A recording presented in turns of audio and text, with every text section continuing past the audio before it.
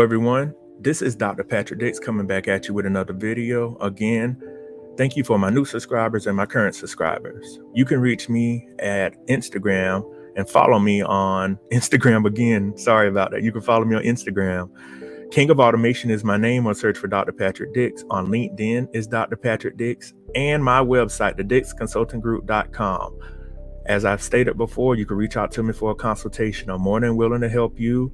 You know, automation is changing the world forever, and there are other social and other political issues we're going through that are going to change the landscape of this world forever.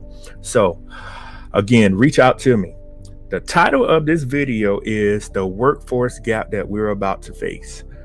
You know, I was born in 1984 and my parents were baby boomers. You know, I don't know if many of the listeners, you're a baby boomer or your parents were baby boomers like mine, or you are a millennial or you are a Gen X. I think that's the generation ahead of me. And I want people to think about this. With the birth rate being low, with many people not being married, and with a lot of people just not having kids at all, we are going to have a major workforce gap. The workforce gap that we have is going to get worse. And you know what can fix that workforce gap? It's called artificial intelligence and automation. Those two technologies, along with others, you know, including machine learning, will fix the workforce gap. To be honest, when the baby boomers leave the workforce, or they go home to glory, as the old folks would say down here in the South, there is not enough people to replace these people.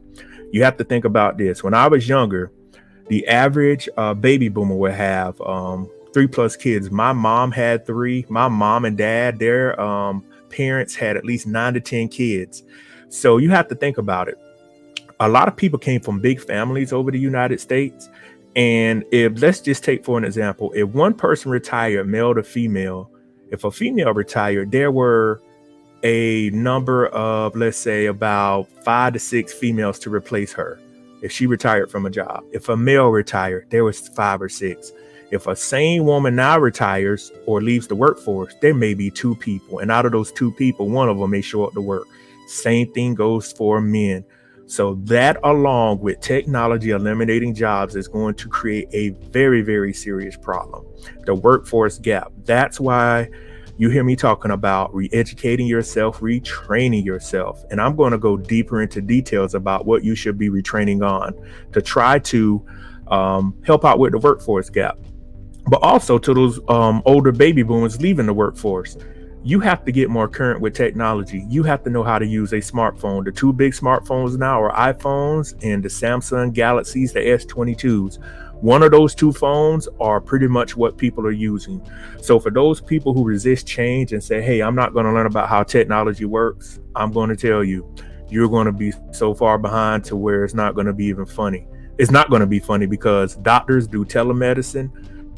You can order stuff via your app. You could check on your car via your app. You can call through an app, etc. You know, like WhatsApp, all these other applications people use not to run up their phone bills. So technology is changing the world forever, but that workforce gap is going to get even bigger. And this is a problem that we're going to be dealing with for decades. It is something I do not have the answer to. Automation and technology can fix some of it, but as you continuously have people leave the workforce and you have other people take other roles, there are going to be so many vacant positions. And my question to anyone listening to this video is, what do we do with those vacant positions? Not all of those jobs can be automated. When I talk about jobs, you know, you're going to have millions of blue collar jobs. And I've expressed this to people. I grew up blue collar.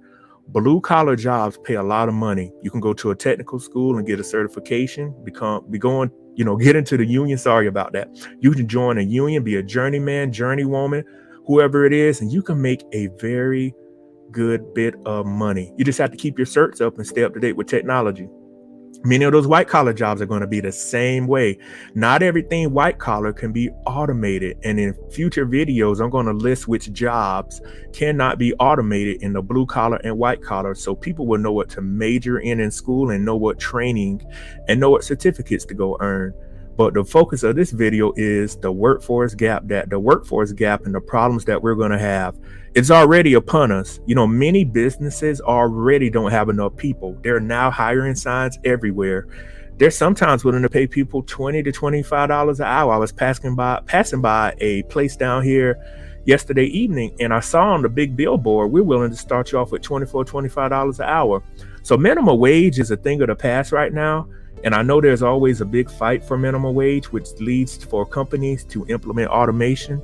But right now, we are in desperate times. People cannot find people to do basic work. We're talking about gas stations. We're talking about manufacturing jobs. We're not even talking about the high complex jobs to where they can't find people. We're talking about jobs in manufacturing facilities to where if you just have a high school diploma, you can make money. And I've said to many people, I said, if I did not have the skill set I had, I would definitely be trying to get all the overtime and do as much as I could, because right now is the best time to strike. I've said this in another video. You have the opportunity of a lifetime right here. And I'm not being funny. I'm being very realistic. Nobody wants to work.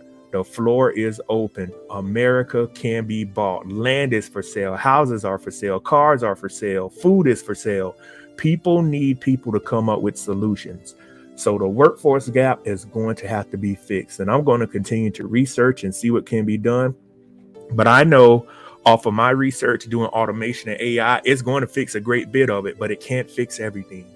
And the jobs that it cannot fix are going to be the jobs to where you can come in and you can get the skill set and you can fix it. I mean, not fix it. You can gain it. You can gain that job, or you can create something. But as many people as we're going to have trying to retrain themselves, what are we still going to do with the other jobs that are left vacant? So the workforce gap problem is going to continue to affect the United States. Before I talk about is it going to affect the rest of the world, I have to do more research, because I like to have strong validity on what I'm talking about. I looked at this a couple of weeks ago and was going to do a video on it on the workforce gap. But when I talk to people, I always state to them, people are not having kids. And if people have kids, they may have one, or they may have two, or they're not having any kids at all. It used to be so many people would have kids to replace people, as I was stating in the video. So that's not even happening anymore. We're going to have a very, very huge problem. And you're going to have multi-generational people living in homes with their kids or grandkids because they can't afford to live. That's the other problem. We just are in a web of problems right now, but when there's a web of problems, there's always time for solutions. And when solutions come, you can get paid. It's been psychologically proven. People do not like to think for themselves.